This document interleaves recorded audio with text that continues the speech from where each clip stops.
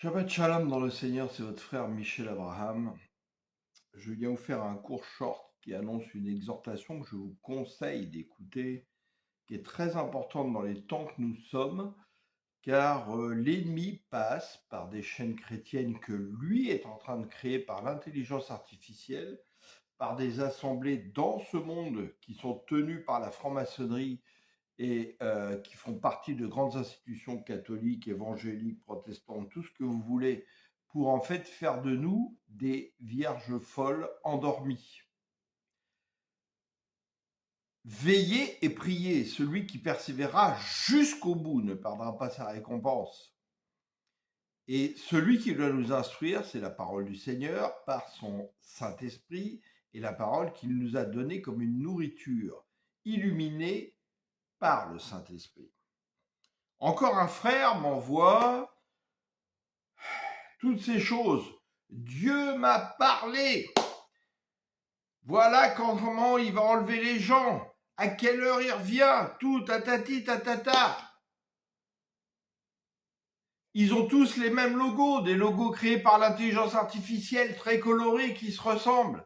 Mais arrêtez d'écouter toutes ces stupidités sur YouTube. Qu'est-ce qu'a dit le Seigneur quand ils lui ont demandé dans quel temps ça va arriver ? Il ne vous appartient pas de le connaître. Même le Fils ne le sait pas, seul le Père le sait. Par contre, il a dit « Heureux le serviteur que son maître trouvera l'ouvrage quand il reviendra. » Et c'est quoi cet ouvrage ?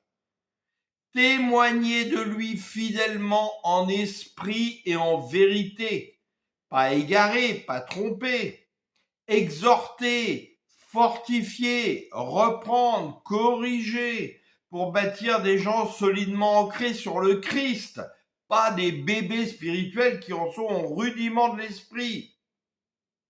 Le Seigneur me montrait cette nuit que beaucoup de pasteurs aujourd'hui, ou tout ce que vous voulez, évangélistes, prophètes, appelez-les par tous les noms d'oiseaux que vous voulez, au lieu de venir clouer les personnes qui les écoutent sur la croix comme Christ pour qu'ils meurent aux choses du monde et qu'ils acceptent de suivre le Christ et de porter leur croix, ils le refusent parce que les gens ne veulent pas.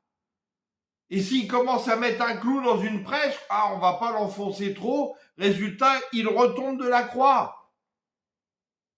On ne prêche plus la croix. On ne prêche pas la fin des temps, mais dans le bon sens.